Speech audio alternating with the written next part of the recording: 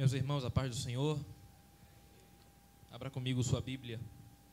Evangelho segundo escreveu João, no seu capítulo 4.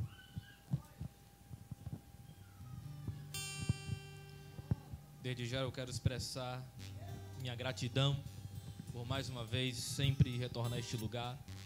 Que Deus abençoe a todos vocês, essa amada igreja, a bispa, o bispo, esse casal que é bênção aqui, nessa região, nesse bairro. E Deus tem usado eles dois como graciosos instrumentos em suas mãos. João capítulo 4. Minha esposa, a qual me acompanha também, que Deus te abençoe. É uma princesa na mão dele e Deus tem usado. Nós necessitamos das orações e intercessões dos irmãos. João 4, quem achou diz amém.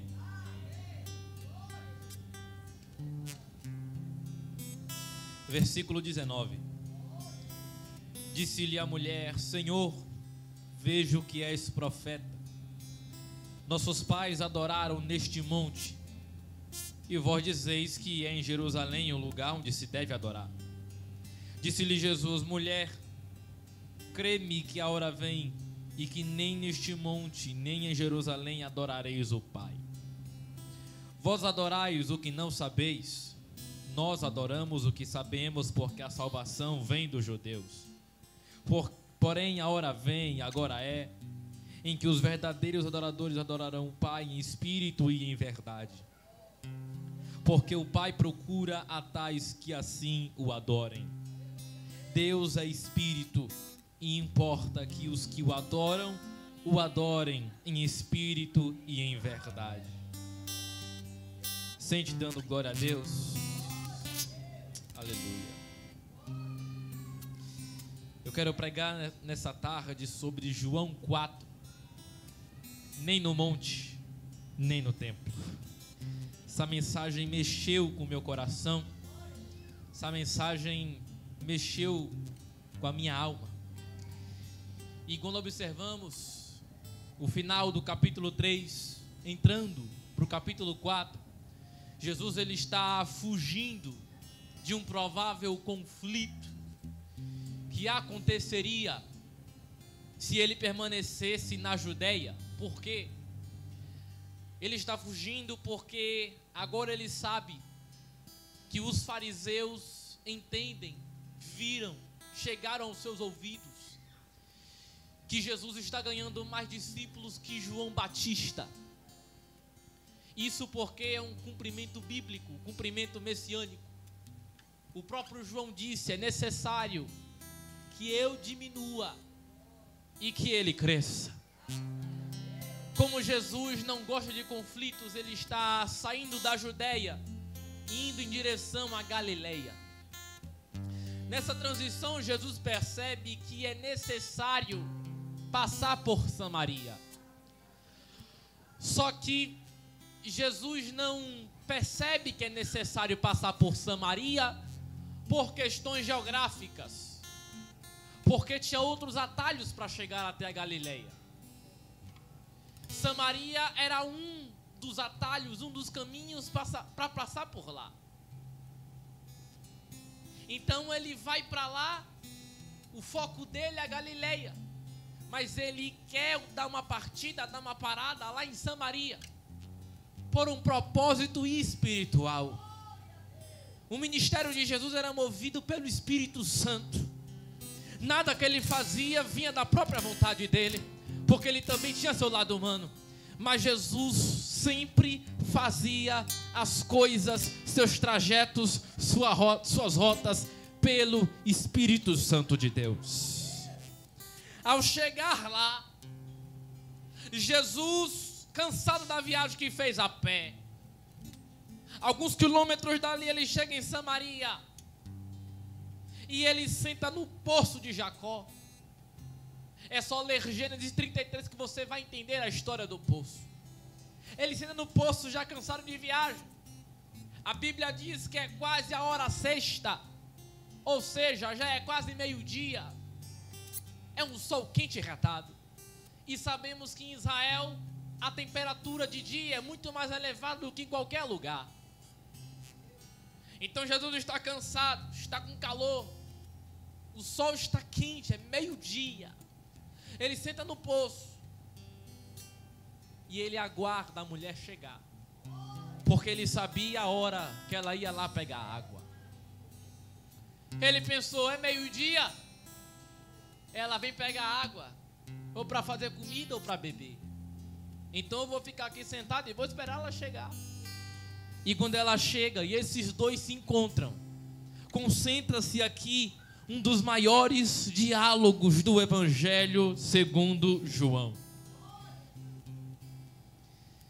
E ela, percebendo que ele era judeu, questiona. Por quê? Porque naquela época os judeus e samaritanos não se davam. Os samaritanos e judeus vêm da mesma etnia, são israelitas.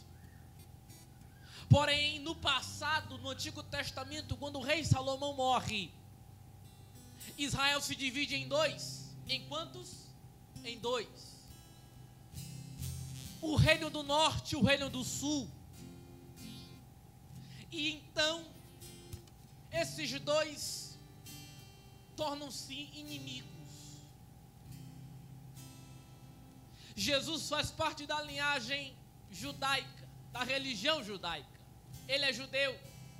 Os samaritanos, eles adoram no Monte Gerizim. Por quê?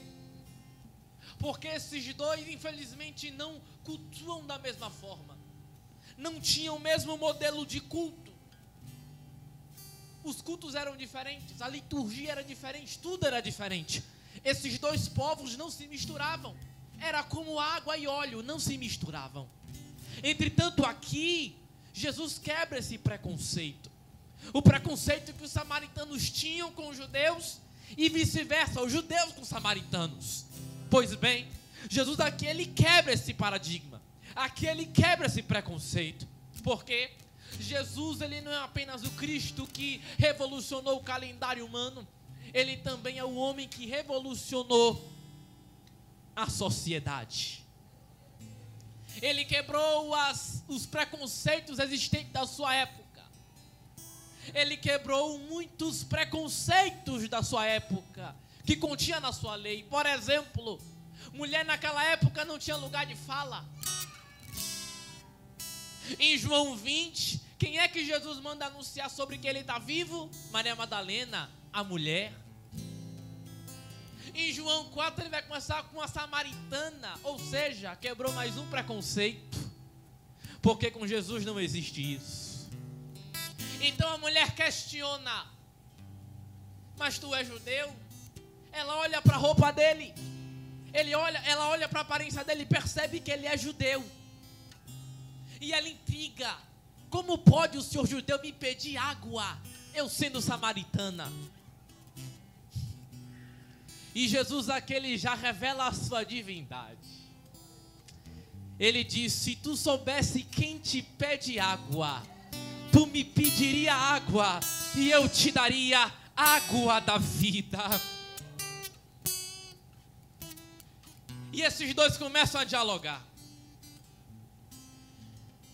E o que Deus me fez focar nesse texto é sobre o local de adoração. Jesus nessa conversa, ele vai enfatizar que não é nem no monte, nem no templo. Jesus enfatiza que o local de adoração não é nem lá, nem aqui, nem aqui, nem lá. Infelizmente, muitos em nossa geração pensam que a adoração depende do lugar. A adoração depende de quem faz o culto. A adoração não depende do local. O que recebe a adoração, que é Deus, não depende do local de quem está adorando. Quem recebe a adoração, que é Deus, só depende de uma coisa: depende daquele que o está adorando. E ele está nesse lugar. Porque o mesmo Deus que estava lá no poço de Jacó, o mesmo Deus que estava lá com o nosso Cristo, o mesmo Deus que estava lá em Israel, o mesmo Deus que está aqui. E hoje Ele tem uma palavra para a sua vida. E nesse texto eu enxergo 4 coisas. Em primeiro lugar, no versículo 20, nós percebemos que a samaritana não sabia onde deveria adorar. Pense comigo, me responda se possível. A samaritana sabia onde adorar, sim ou não? Não. Ela era inconstante. Ela era o quê? Inconstante. Não sabia o local, não conhecia o local de adoração.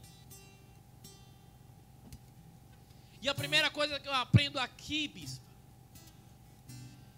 é que a igreja não pode ser inconstante na adoração. Você já percebeu? Olhe para cá. Você já percebeu que tem crentes em nosso meio que eles são inconstantes na adoração? Ele entra no culto, não sabe para que veio. Entra no culto, não sabe se é adorador. Sai do culto, também não sabe se é adorador. Culto em casa, nada muda. Culto aqui, nada muda. Muda de denominação, nada muda. Por quê? Porque ele é inconstante. Paulo disse: sejais firmes e constantes. E o Cristo da igreja quer que eu e você seja constante na adoração. Você precisa entender, ter noção do que Deus quer quando você entra aqui. Mas quando você sai daqui, isso não muda. Quando você sai das 4 paredes, isso não muda. Aqui dentro você é adorador, lá fora você continua sendo adorador. Não, você não entendeu. Quando você entra aqui, você é adorador. Quando você sai daqui, você é adorador. Dentro de casa, você é um adorador. Seja constante na presença dele.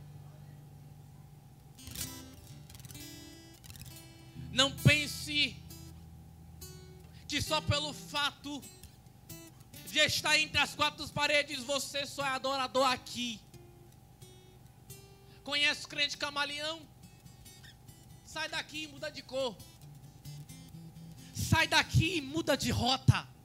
Sai daqui e muda de rumo. Muda de pensamento. Muda de caráter. Muda de aparência. Muda de roupa. É o crente camaleão inconstante. E o que eu estou pregando aqui na indireta não é a realidade da igreja moderna no Brasil. Só que o Cristo da igreja quer que a sua igreja seja constante. Quando eu chegar no culto de domingo, eu vou ser adorador. Quando eu sair do culto de domingo, eu vou ser adorador. No caminho para casa, vou continuar sendo adorador. Quando eu chegar em casa, quando eu deitar, quando eu dormir, quando eu acordar, quando eu chegar no trabalho, eu vou continuar sendo verdadeiro adorador. Quem crê nisso? Cadê você que é verdadeiro adorador? Ele está aqui. Em segundo lugar, no versículo 21, se você olhar para o texto, você vai perceber que Jesus desmente a tradição da adoração templocêntrica. Como assim? Jesus desmente a ideia de que a adoração é exclusiva das 4 paredes. Vou provar na Bíblia. Mulher, você crê que a hora vem que nem neste monte, nem em Jerusalém adorareis o Pai? Jesus está falando como judeu. Ele está representando seu lado, os judeus. Se ele fosse um pregador soberbo, como tem muitos por aí, se ele fosse um judeu soberbo, ele ia dizer: mulher, você crê que não é no monte, mas é em Jerusalém que se adora a Deus? Só que Jesus não é soberbo. Filipenses 2, ele é humilde. Sabe o que o nosso Cristo diz? Mulher, você crê que nem no monte, nem em Jerusalém, nem no monte, nem em Jerusalém, adorareis o Pai? Jesus desmente a ideia de que eu só sou crente quando eu entro na igreja. O culto não é sobre mim, é sobre meu propósito, é sobre minha intenção de culto. Você sabia que Romanos 12 prova que culto não é lugar? Culto não é volume de glória, culto é estilo de vida. Romanos 12: vosso culto racional é o vosso corpo em sacrifício vivo, santo e agradável a Deus. Culto é estilo de vida. A forma como eu me visto é culto.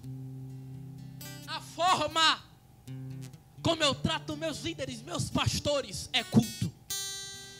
A forma como eu trato, como eu falo com meus parentes e pessoas mais velhas, demonstra o meu tipo de culto.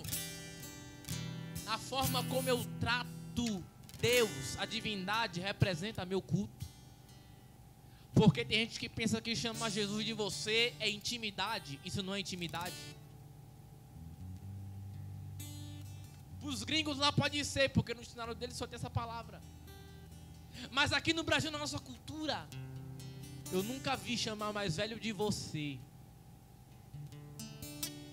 Então culto se mede pelo seu estilo de vida. Culto se mede pela forma que você está levando sua vida. Eu sei que não é esse tipo de mensagem que você pega, grita, sai rodando de uma perna só. Mas é um tipo de mensagem que faz a gente olhar para dentro de si mesmo e perguntar: que tipo de adorador eu sou na casa de Deus?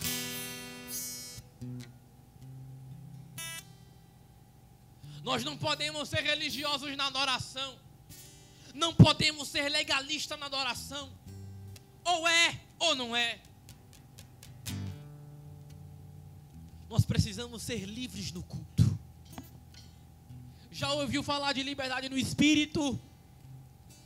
Liberdade não é libertinagem, não é bagunça no culto e quebra tudo Deus, não, isso não existe. Pentecostalismo não é quebrar tudo no culto. Pentecostalismo é liberdade no espírito. Você pode estar no lugar que for, o seu volume de glória é o mesmo. Você pode estar no lugar que for, o seu propósito de adoração continua sendo o mesmo. O lugar não faz você, o local não faz o adorador, é o adorador quem faz o lugar. Eu sinto a presença de Jesus assim aqui. Nós temos que ser livres no culto.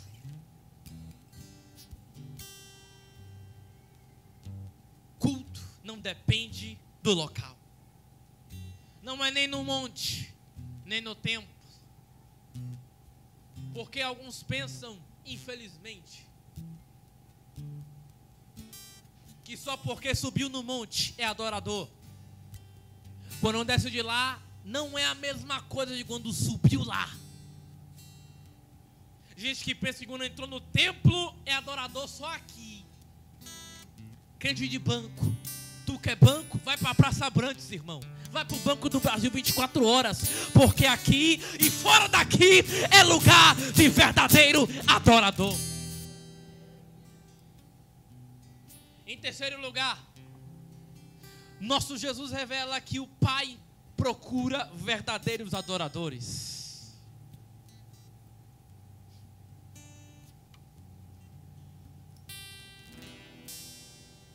O Pai procura o quê? E Deus me fez pensar uma coisa. Se o Pai a qual adoramos tem um propósito, e qual é? Procurar verdadeiros adoradores. Quanto mais os adoradores também têm que ter propósito na sua adoração.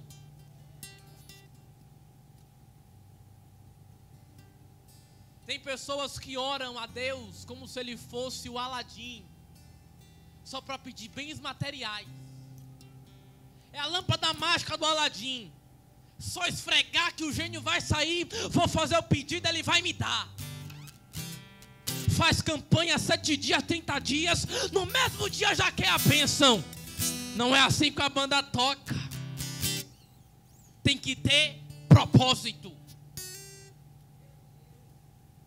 E nosso propósito não pode ser materialista, não pode ser egocentrista, não pode ser egocêntrico. Tem que ser cristocêntrico. Eu não posso adorar somente Deus pelas coisas que Ele faz. Eu tenho que adorar a Ele pelas coisas que Ele faz e pelo que Ele é. Eu não posso adorar a Deus somente pelo que Ele é, porque senão eu descarto tudo que Ele faz e tudo que Ele fez na cruz. Tem que ser uma adoração equilibrada. Eu tenho que adorar pelo que Ele é, pelo que Ele faz, pelo que Ele é, pelo que Ele faz, pelo que Ele é e pelo que Ele faz.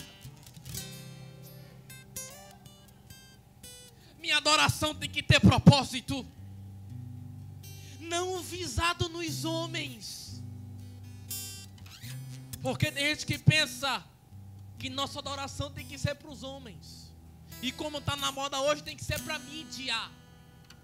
Não, eu só vou chorar quando o playback tocar só para aparecer na mídia, aparecer no Instagram. Não, eu só vou dobrar o joelho aqui porque o pastor chegou agora. Só esperei ele chegar para dobrar o joelho.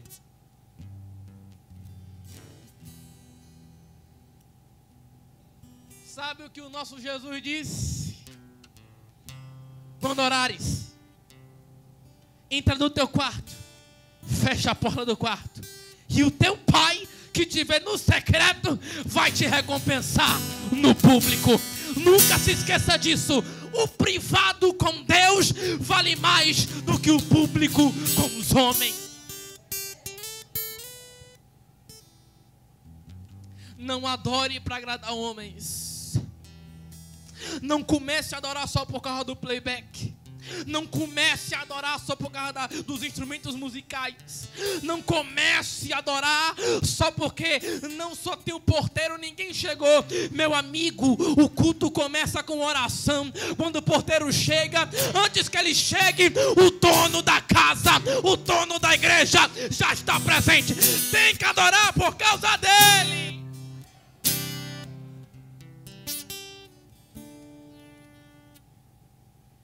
Eu sou só adorador quando o playback toca.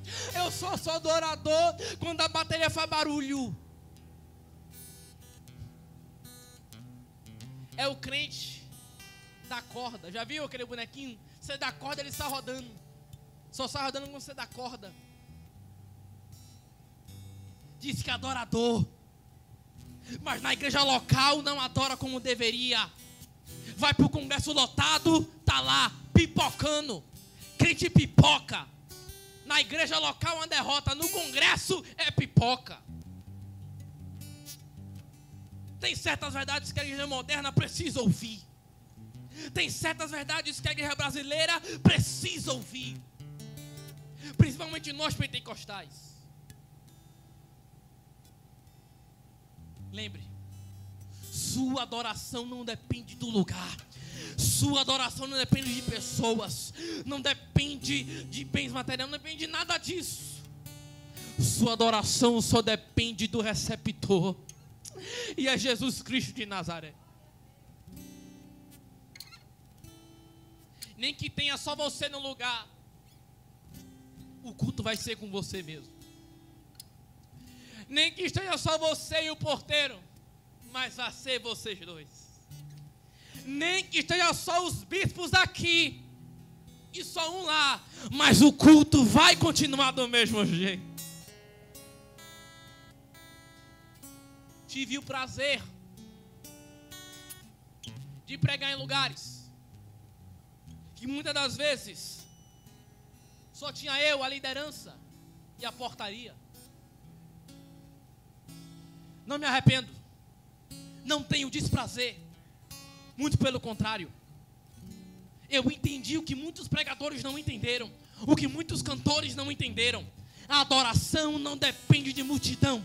A adoração depende de quem adora. Depende de quem está no lugar. Em último lugar, e eu encerro. Essa mensagem está muito forte.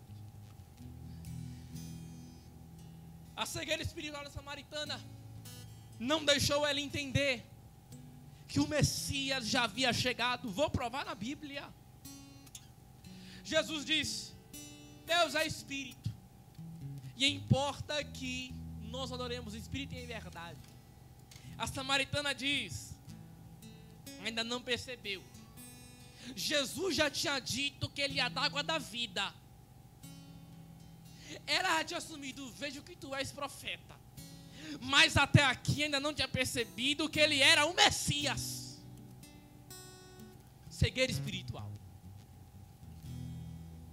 E olha o que ela diz no 25. Eu sei que o Messias, que se chama o Cristo, vem. Quando ele vier, anunciará essas coisas aí que o Senhor falou. O que ela está falando é: bom, o Senhor é profeta. Ela coloca ele no mesmo nível que os profetas do Antigo Testamento. Eu sei que o Senhor é profeta. Isso aí que o Senhor falou é de Deus. Isso aí que o Senhor está pregando é bênção. Está na Bíblia. Só que quando o Messias vier, ele vai falar a mesma coisa. Vai anunciar tudo isso aí. Não tinha percebido que o Messias já havia chegado. E isso queimou meu coração. Olhe para mim. E Jesus vai dizer: mulher, eu sou eu que falo contigo. Jesus volta lá no Antigo Testamento. Ele volta lá em Êxodo capítulo 4. Quando Deus de Israel, o Yahvé, o grande eu sou, chega para o líder da nação, Moisés. Moisés perguntou: e quando eu falar com o povo, eu vou falar que foi quem mandou a mensagem. Aí o Deus Todo-Poderoso diz: diga que eu sou. Jesus vai lá no Antigo Testamento e diz: eu sou. Por que Deus Pai e Deus Filho usam a mesma expressão? João capítulo 1. Ele estava desde o princípio. Desde o princípio era o verbo. Estava com Deus. E Ele é Deus. Colossenses 2. Ele é o primogênito da criação. Esse eu sou é profundo. Esse eu sou significa: eu sou no passado, eu sou no presente e eu sou no futuro. Esse eu sou simboliza Apocalipse capítulo 1. Eu sou o Alfa, o Ômega, o primeiro e o último, o Deus Todo-Poderoso. Última aplicação e eu encerro aqui. A samaritana não percebeu que o Messias já havia chegado, sim ou não? Sim. E nós? E a igreja dele? Muitas das vezes não percebemos que Cristo já está no ambiente.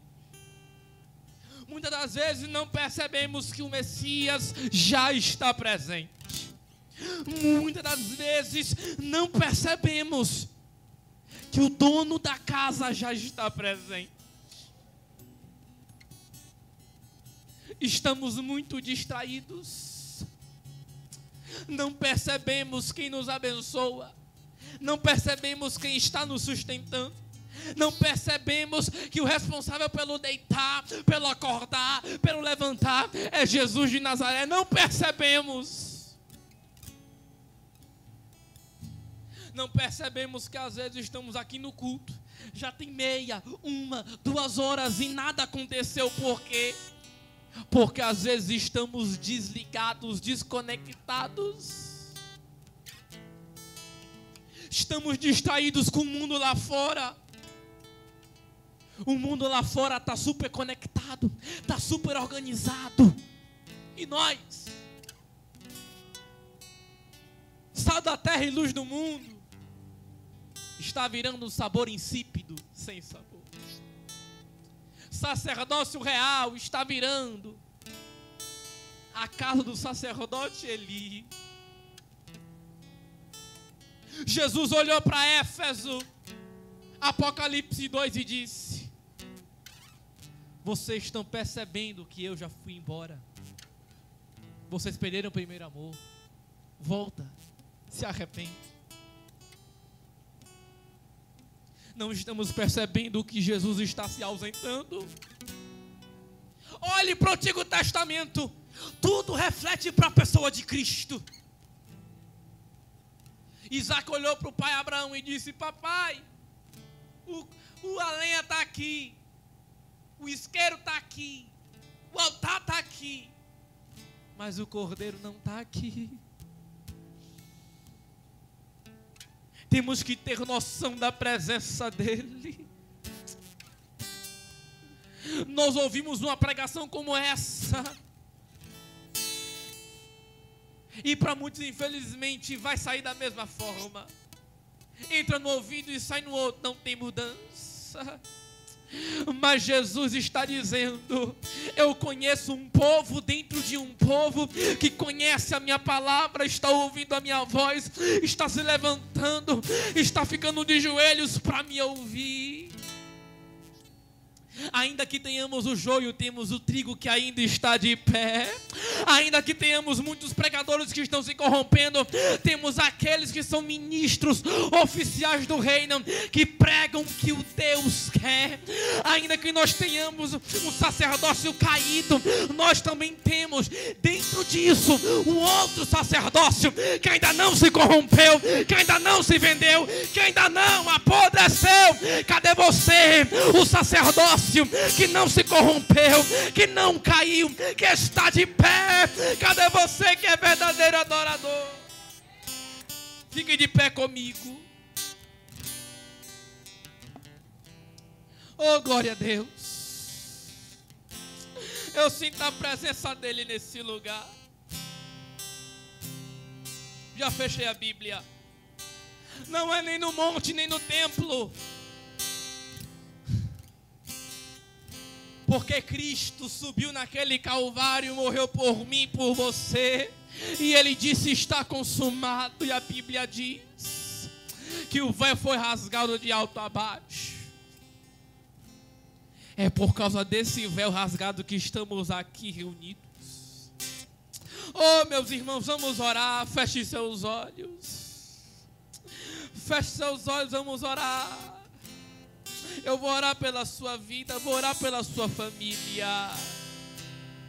Faça o que quiser, fique de joelho, levante a mão, mas seja um verdadeiro adorador. Ore comigo, bispo, estenda suas mãos para o povo. Deus vai fazer algo aqui nesse momento. Ainda que não vejamos, a sua palavra terá efeito. Senhor Jesus, aqui está teu povo. Eu preguei tua palavra, eu preguei o que o Senhor mandou. Não estou levando nada para casa. Meu Deus, muitos foram os empecilhos, muitos foram as barreiras para mim, para os teus servos, para os líderes, para a tua igreja, mas nós estamos aqui, Senhor Jesus, que nós venhamos ser verdadeiros adoradores, como o Senhor deseja. Que não venhamos te adorar somente por língua, somente por estarmos aqui. Não. Que nós venhamos te adorar porque o Senhor merece. Não é nosso dever, nossa obrigação. Nós dependemos disso. Faz-se presente no nosso meio, meu Deus. Faz maravilhas em nosso meio. Renova, batiza, tira a cegueira espiritual, liberta a nossa família, protege a nossa casa. Passa o sangue do teu filho na vergadura de nossa porta. Restitui o que se perdeu. Restitui famílias, restitui lares, restitui casamentos, restitui filhos, filhas que estão nas drogas, estão no mundo. Senhor da glória, eu te peço.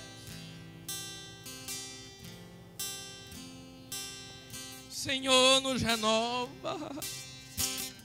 Meu Deus, que nosso culto não seja igual, que nosso culto venha ser diferenciado. Todos eles, que todos venham ser diferenciados. Oh, meu Deus. Cante comigo essa canção. Adorador é tudo que eu sou. Adorador. Assim Deus me formou.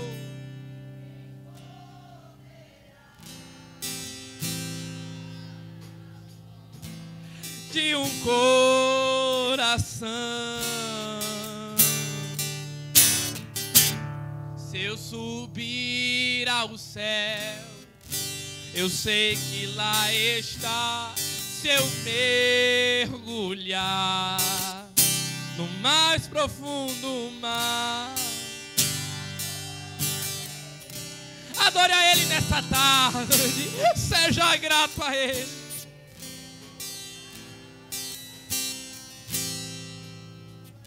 O Deus que me sonda,